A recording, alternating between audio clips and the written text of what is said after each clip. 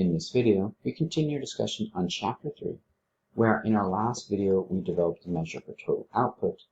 In today's video, we will see how this measure of GDP can be used for comparisons over time by considering nominal GDP as well as real GDP. Beginning with some preliminaries, we have seen how GDP is a measure for total output in that it conveys total output for an economy and allows for comparisons since total output is expressed in a singular unit, where that unit is in market value, where we saw this by comparing two economies in the same time period. However, what we did not consider is how GDP can be used for comparisons of the same economy over time, where this is going to be our task for today. And so to do that, let us recall our economy that we saw in our last video.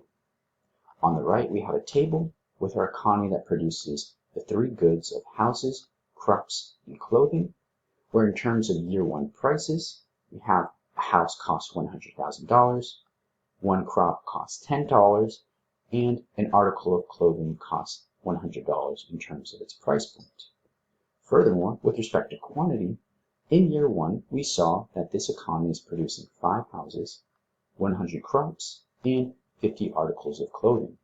We also saw in terms of calculating GDP, which we'll call is going to be the sum of price times quantity for all goods and services, was $506,000, where we arrived at that, given that price times quantity for houses will be 5 times 100,000, giving us 500,000. Adding that to price times quantity for crops, so 100 plus $10, that's $1,000.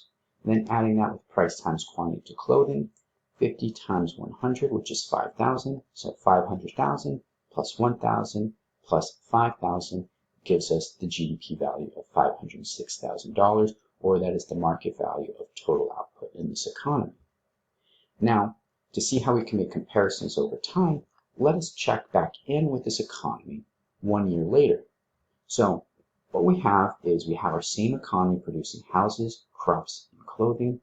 We have year one price and year one quantity, just as we saw in the prior slide, and GDP with a value of $506,000. Now what we're introducing is year two price and year two quantity for our three good types. One observation that we should make is when comparing output, we see that in year two, output has remained the same in terms of the goods being produced. In year two, 5 houses are still being produced, as we see in year one. In terms of crops, 100 crops is being produced, same as year one. And in terms of articles of clothing, 50 articles of clothing are still being produced, as is the case in year one. Now, moving on to prices, what we should observe is, in terms of prices, house prices has remained constant.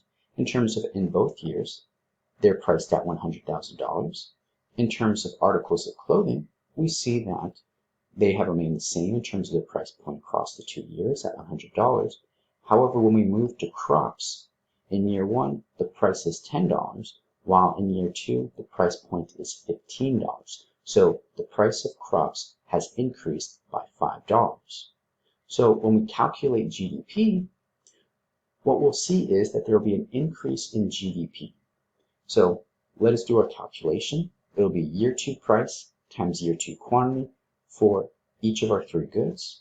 So 5 times $100,000 plus 100 times $15 plus 50 times $100, which will be the sum of $500,000 plus $1,500 plus $5,000, giving us a value of $506,500 for GDP, which would lead us to see that this is an increase in GDP of $500, or that total output has increased by $500 by going from year one to year two. However, recall our observations. We saw that total output has remained the same in terms of the houses, crops, and clothing produced. The only thing that changed was prices. In particular, the prices of crops going from $10 to $15. So is this statement of GDP increasing by $500 indicating an increase in total output accurate? The answer is going to be no. And so this is the tricky part when we're looking at GDP across time, in that price and quantity can vary, and since we're interested in measuring total output, if we want to make accurate statements on how total output is changing across time, we need a way to control for prices. So to do this, we can distinguish GDP into two different classifications. The first being nominal GDP, which is the value of final goods and services expressed in current period prices, which is the version of GDP that we've been working with in our prior video and what we saw in the prior slide, in that it's going to be year one price times year one quantity, year two price times year two quantity, and we do that for every single year. And that will give us GDP in terms of those years' prices, where price and quantity can vary, as we saw in our prior slide.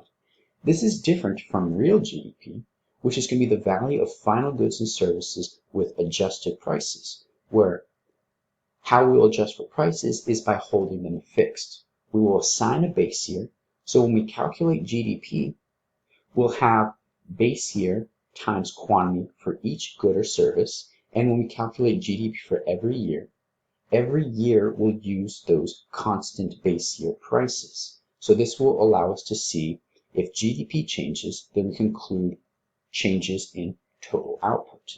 Or mathematically then, real GDP for a given year is going to be base year price times quantity for each good or service in that particular year. Now, to gain some familiarity with that, let us return to our example from the prior slide. So here we have year one price, year one quantity, year two price, year two quantity for economy producing houses, crops, and clothing. As we saw before, if we do year one price times year one quantity, sum the three together, we arrive at a nominal GDP value of $506,000. And when we calculate nominal GDP, as we saw, year two price times year two quantity, sum for houses, crops, and clothing, we arrive at a nominal GDP value of $506,500, where since price and quantity can vary, we saw that nominal GDP has an increase compared to year one by $500, where we backed this information out on the table, we saw that quantity stayed the same, but only prices and particular crop prices have changed. So the way we alleviate this is by using real GDP, where let us assign year one as our base year. So that means when we calculate real GDP, we will always use year one prices. So that's going to be year one price times year one quantity, and year one price times year two quantity when we're calculating GDP for year two. And then this will lead us to the observation as well, as we will see, is that when we're calculating real GDP, the base year will have nominal GDP be the same as real GDP. So with this in mind, what we should also see is that when we're looking at real GDP, since we concluded in our prior slides that quantity remained the same across these 2 years, holding prices fixed, we should expect real GDP to be the same in year one as in year two. So calculating real GDP for year one, this is going to be year one price times year one quantity. So 100,000 scaled by 5, add that to 10 scaled by 100, and then add that to 100 scaled by 50. So 500,000 plus 1,000 plus 5,000. This gives us a real GDP value of $506,000, which is equivalent to the nominal GDP value since it is the base year. Now, moving on to real GDP for year two, this is going to be year one price times year two quantity for each good. So in year one, the price point is $100,000 for a house, scaled by the quantity of 5. Now, sum that to crops. So year one price is $10, scaled by the year two quantity of 100. And then add that to the year one price of $100 for articles of clothing, scaled by the year two quantity of 50. So then 500,000, add that to 1,000, and add that with 5,000, and we'll arrive at a real GDP value of $506,000, which is equivalent to our real GDP value of year 1 as we expected, given that as we observed, going from year 1 to year 2, our quantity levels did not change. The only thing that changed were prices, in particular, it was crop prices. So once we controlled for that, there should be no change in our GDP values across time. Now, to gain some more familiarity with real GDP, let us now add a third year by checking in with this economy once again, where here we're going to have our year 1 and year 2 information as before, and we're still going to assume that year 1 is going to be our base year. So we have year 1 price, year 1 quantity, nominal GDP of $506,000, same thing for real GDP for our base year. For year 2, we have year 2 price and year 2 quantity, nominal GDP of $506,500, and our real GDP value of $506,000. Now we are adding the information of year 3 price and year 3 quantity for houses, crops, and clothing, where upon observation, we should see going from year 2 to year 3, house prices have remained the same, so have crop prices, and so have clothing prices. In terms of quantity levels, though, what we should observe is, in terms of houses, the same amount of houses are being produced, but going from year 2 to year 3, 50 more crops are being produced.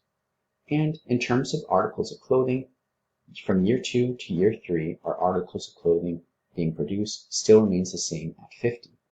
So based off of quantity level changes alone, we should expect an increase in both nominal and real GDP. Now to see if there's a difference between nominal and real GDP for year 3, let us investigate further. So calculating nominal GDP for year 3, this is going to be year 3 price times year 3 quantity for each good. So 100,000 scaled by 5, add that to 15 scaled by 150, and add that to 100 scaled by 50.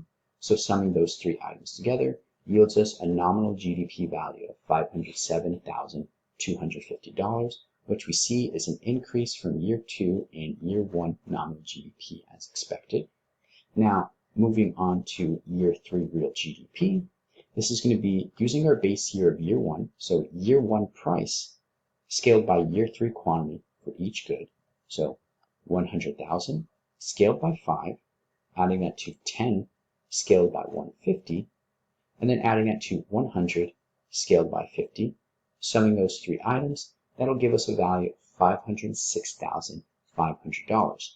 So once again, we've seen that real GDP has increased as well as expected, and it's an increase of $500 as compared to year 2 and year 1 real GDP, but we see it's not as large of an increase as year 3 nominal GDP.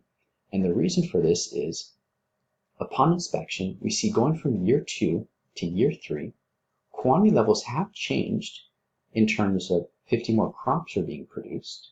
But since we have multiple years to consider, compared to our base year, we see that there's still the price difference in terms of crops, in which year 1 has the price point of $10 per crop, while year 3 has a price point of $15 per crop. Where with nominal GDP, we're capturing that change in crops going from year 2 to year 3, and we're also capturing that price change in crops as well. So this is going to give us an increase in GDP based off of prices and output, where once we control for prices, we see that that increase is not as pronounced and it's only by $500. So then this also should alert us in terms of some dangers when using nominal GDP, in that if we were to use it for comparisons over time, there's the potential for us to over or understate changes in output, since we cannot distinguish between price changes and output changes. Whereas once we control for prices using real GDP, when we see changes in real GDP, we can conclude it will be based on changes in total output. So with that in mind, where we'll pick up in our next video is by examining the GDP decomposition.